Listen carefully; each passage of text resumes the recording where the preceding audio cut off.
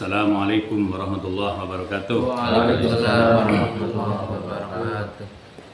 Nama saya Ihya Ulumuddin, panggilannya Abah Ihya Ulumuddin, ada yang manggil Gus Ihya Ulumuddin. Mau menceritakan sejarah atau manakibnya Mbah Nur Duriyah bin Sayyid Walangsanga Muka Pemalang.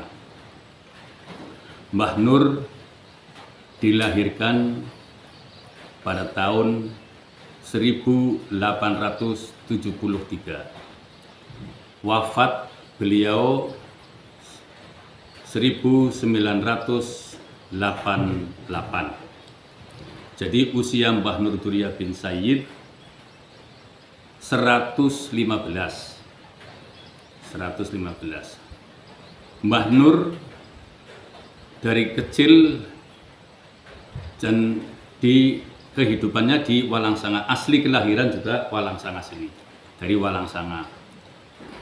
Terus Mbah Nur mondok pesantren di Benda Krep, di Kiai Muslim, di Mbah Soleh, sampai ke cucunya ke Kiai Kaukab.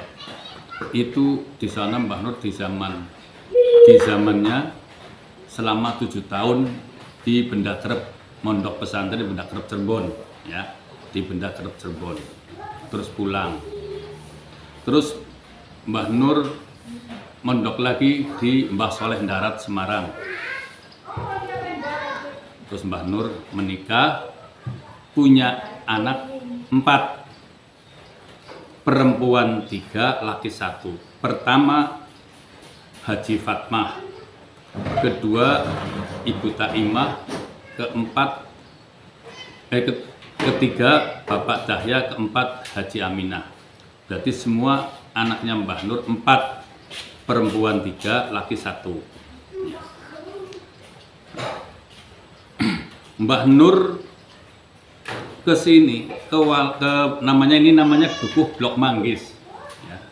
Dulu Mbah Nur itu di Walangsanga Kerajaan, beliau tinggalnya, pindah ke sini uzlah. Tujuannya itu menghindar dari keramaian.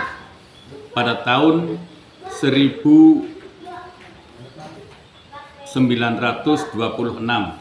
ya, Mbah Nur berarti uzlah ke sini itu 1926 di sini. Iya, pas lahirnya NU. Nah itu.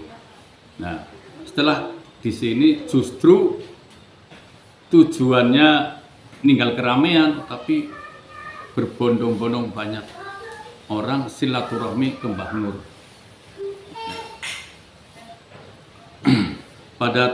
Pada di zamannya Mbah Nur, orang bersilaturahmi ke Mbah Nur itu bawanya minyak tanah, ntar pulangnya bawa air, jadi diganti. Jadi minyak tanah tersebut digunakan buat masyarakat, bukan buat untuk lingkungannya Mbah Nur sendiri, tapi buat masyarakat, khususnya masjid, musola, dan ustadz-ustadz atau guru-guru ngaji itu di situ dibagikan.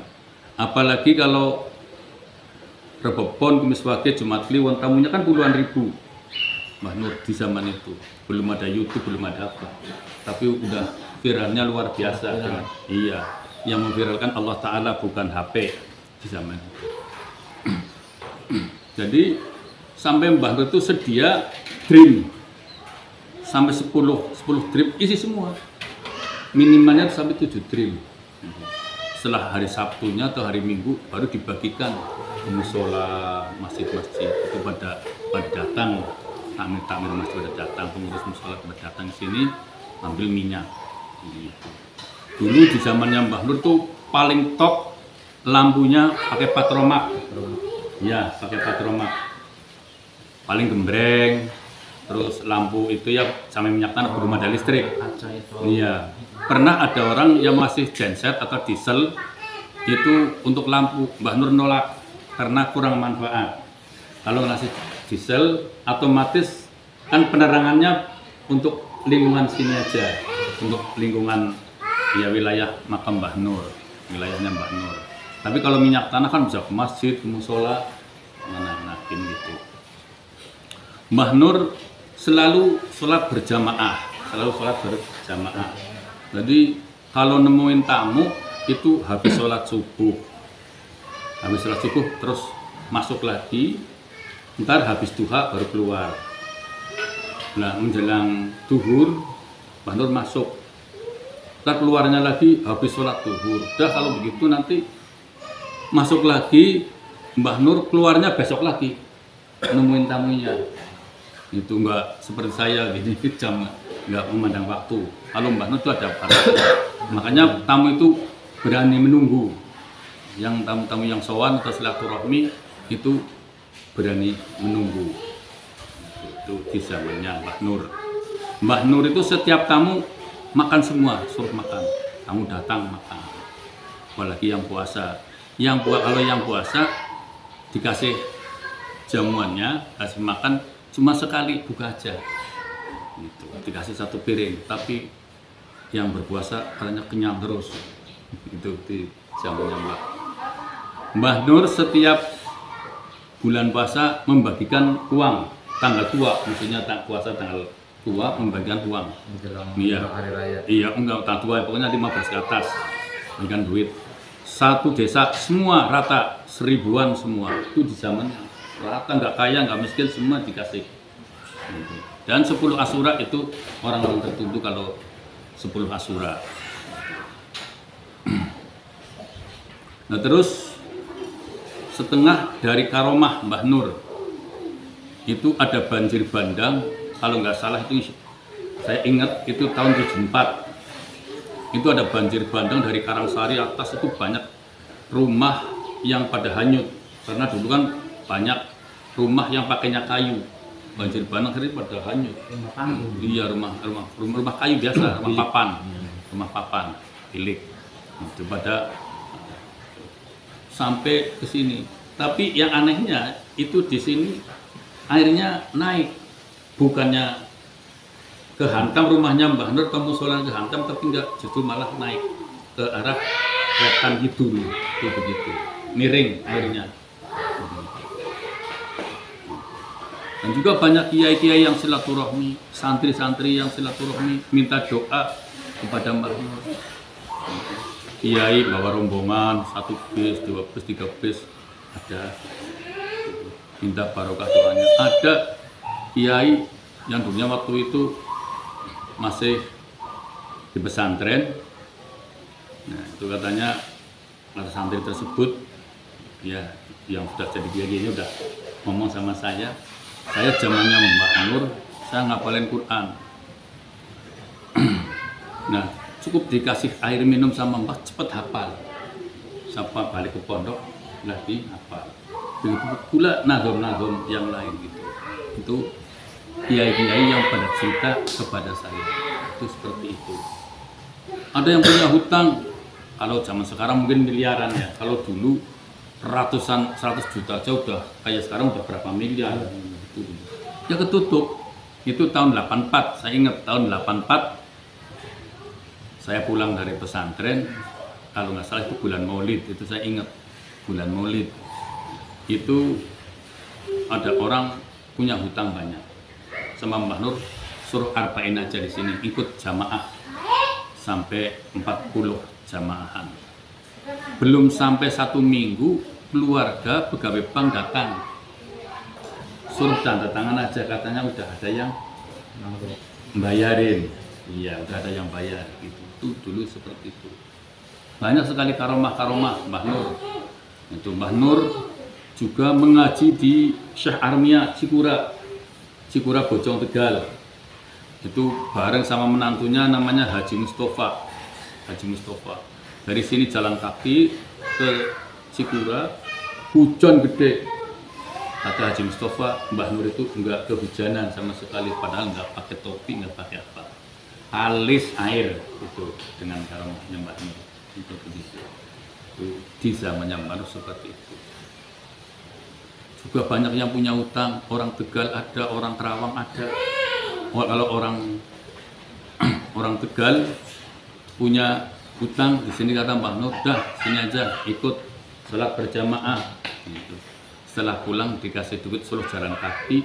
Ini duit nanti kalau di perjalanan kalau ada orang jualan yang seharganya duit tersebut, duit ini tersebut nanti dibelanjakan. Nah orang itu kan dari sini jalan kaki. Orang tersebut kan rumahnya mau disita sih, rumah tersebutnya orang mau disita, orangnya udah mumet bingung. Pas pulang, pas di perjalanan ada orang jualan sekian, harganya nggak cocok. Setelah di Kali Bakung ada kakek-kakek jualan batu asahan, batu bungkal. Itu batu bungkal. Nah terus orang tersebut nanya harganya berapa? Sekian. Alhamdulillah pas sama duit tersebut yang dikasih Mbah.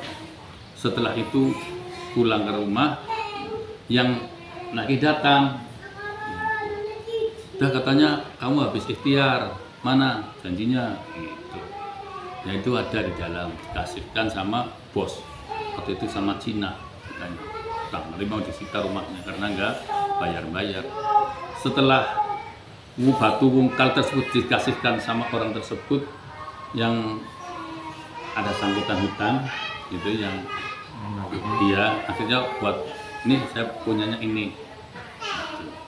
Justru orang tersebut dikasih truk, dikasih modal, utangnya lunas. Nah itu kisahnya seperti itu. Ada lagi orang Kerawang begitu, datang ke sini pertama sendirian, terus pulang lagi bawa temannya satu lagi, sampai sini itu ceritanya. Yang satu yang ngajak suruh pulang, yang diajak suruh nunggu 1 minggu. Udah nunggu belum sampai 1 minggu, Mbah Nur ngasih suruh pulang. Nah bisanya orang tersebut yang satu suruh nunggu katanya punya penyakit, kata Mbah Nur, penyakitan orang tersebut, ada penyakitnya. Tapi kata orang tersebut yang disuruh Mbah Nur suruh nunggu di sini itu enggak sehat. Saya penyakit apa? Saya kan enggak penyakit dan sehat. Tuh kenapa kata Mbah Nur saya punya penyakit? Suruh nunggu. Setelah udah 3 hari suruh pulang. Temannya yang sudah pulang duluan. Udah pulang, dah sana pulang. Tapi kamu ambil daun dulu di pinggir kali sono. Daun apa aja? Kasih kresek sama Mbah Nur. Terus ambil daun, ini Mbah. Kata Mbah, belum cukup buat ngobatin kamu. Itu. Buat ngobatin penyakit kamu cukup. Ambil lagi. Setelah ngambil, kasihkan sama Mbah, dipegang, udah cukup, pulang. Orang di jalanan ini, orang Kerawang tersebut bingung. Ini daun, iya berdapan saya katanya penyakitan gitu kan, punya penyakit. Ini daun ini buat obat. Setelah sampai di rumah dibuka duit. Duit. Oh, penyakitnya utang. Oh ya itu. Duit. Kan kaget. Astagfirullahaladzim, subhanallah. Wah, sujud syukur orang tersebut. Nah, ternyata duit. Setelah ada duit, orangnya cerita ini ceritanya orangnya cerita sama saya juga. Itu buat beli sawah 3 bau. Berarti 2 hektar ya, 3 bau ya. 2 hektar lebih ya. Iya, itu. Terus akhirnya kesini lagi sama temannya lagi yang tadi yang ngajak kesini lagi. Nah kesini lagi sampai sini datang ambil daun.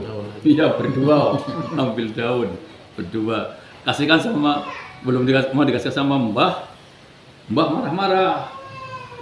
Malah, dah kamu nunggu aja di sini.